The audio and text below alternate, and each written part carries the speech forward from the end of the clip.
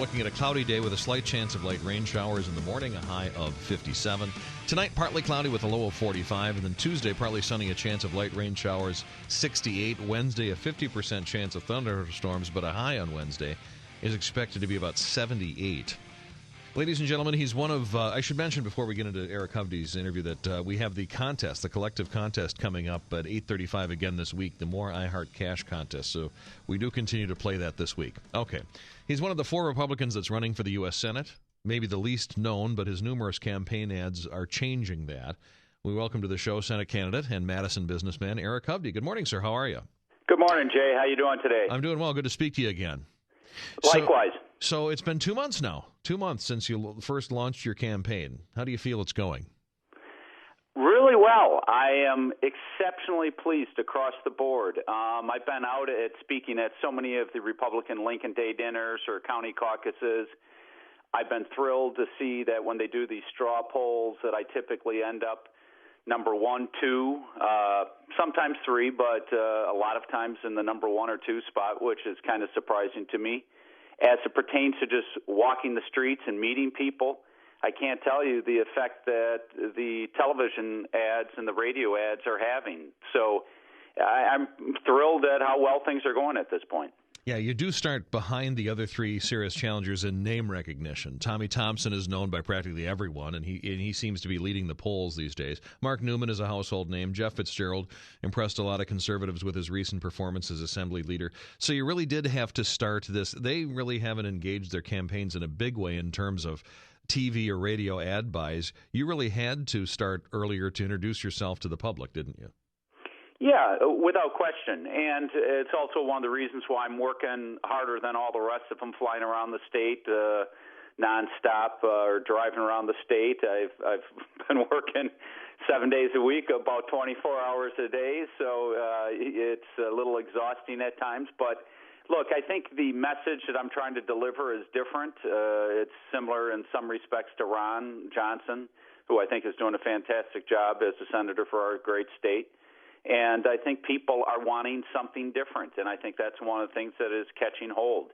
They don't want career politicians anymore. They want people that are bringing new ideas that talk about things like why gas prices are really going up. It's because what the Federal Reserve is doing.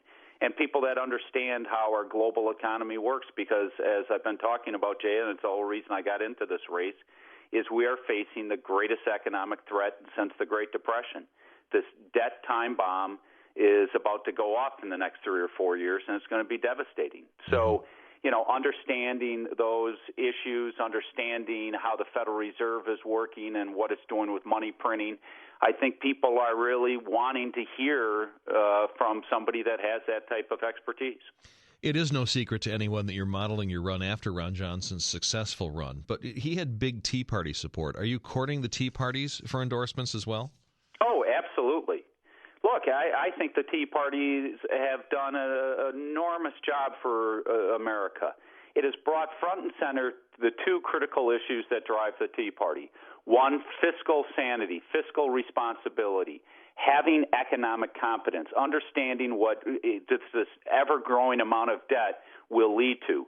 Secondly, a strict adherence to our Constitution. Our country was built on our Constitution. It's what gave us our political system. And it is so critical, and the rights that we as Americans have. And I think the Tea Party was the first to really wake up and say, hey, what is happening to the very framework on how this country was built? So I'm reaching out to the Tea Parties across the board as well as all groups. I want to reach out to the independents. I want to reach out to some of the Democrats. There's the leftists in, Madison here that won't listen to anybody, and they want to take us right down the path of socialism. But look, we have to broaden our tent. We have to explain to those people that are not politically engaged how serious these issues are, and the direction that we're heading is not only going to have a profound effect on their lives within the next few years, but also it is going to destroy the opportunity for their kids and their grandkids to be able to have their American dreams, to have their success stories. So I want to reach out to everybody.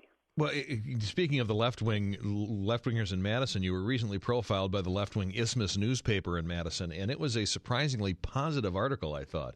One excerpt says, in one of his TV ads, he notes that the U.S. Senate has not passed a budget in the last 3 years when the federal debt grew by nearly 40%. Hovde's message is tough, but he delivers it with a light touch that prevents it from being dour, while never losing sight of the sense of urgency. Hovde brings enormous credibility to these issues as well, since he founded a successful financial services business that focused on community banking. They go on to note that you are giving a lot of your wealth away, and that you are not fitting the traditional mold of the evil conservative, I guess. It sounds like you're even winning over some liberals on the Isthmus. Well, I hope to win over anybody and everybody, because, again, it's everybody's lives that's going to be affected.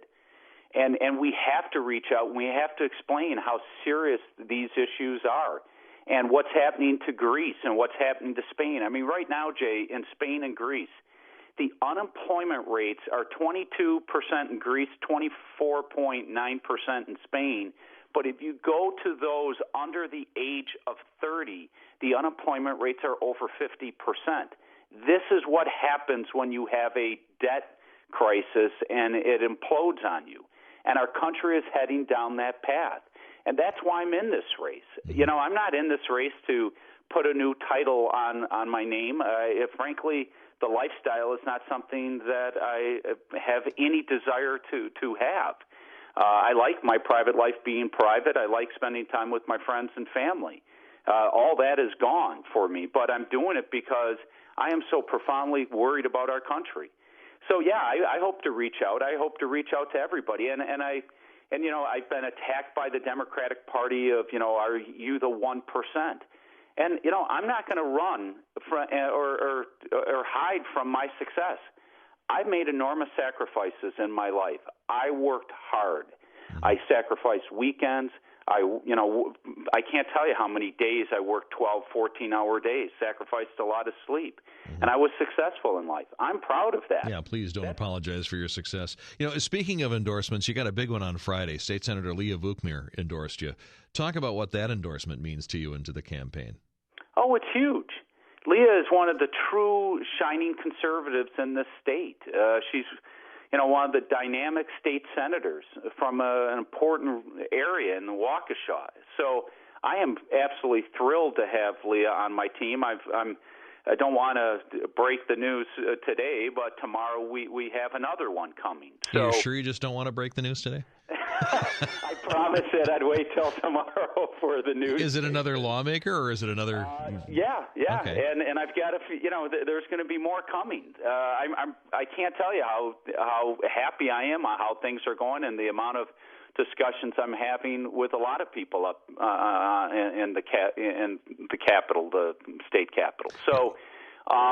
You know, we're working, as I said, we're working really hard to gain everybody's support and get the message across, because it shouldn't be about us as individuals. It's what do we stand for? What's the principles that we believe in? And, you know, because we're here to serve. If you go to Washington, it's about the people and serving the people. Mm-hmm. Well, I'm hearing at least a few people now putting your name in with Mark Newman's as the two most conservative people in this race. So clearly that bit of marketing is working. And most Republicans know that Tommy Thompson didn't govern as an overt conservative.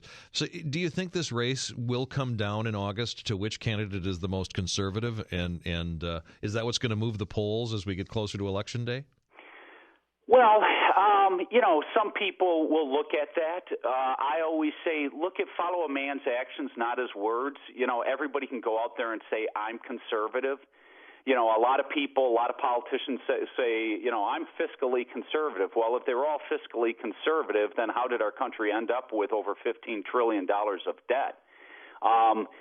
So, you know, look, I think it's, you know, what is your principles?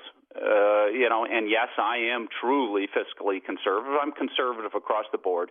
But also, who understands these issues? Who is going to be most effective? Because I've had a variety of different business interests, I understand the global capital markets. I understand the credit markets. So many of our problems have come from out of the financial markets over the last 12 years. Think of the internet bubble. Think of the housing bubble. Right now we have a government spending bubble. We have derivatives that have notional values of $40 trillion that are a ticking time bomb in the global financial system. Understanding how the Federal Reserve works and what they're doing with quantitative easing, which is money printing, devaluing our dollar, I think that is equally as important. So having people that really understand these issues. Mm-hmm.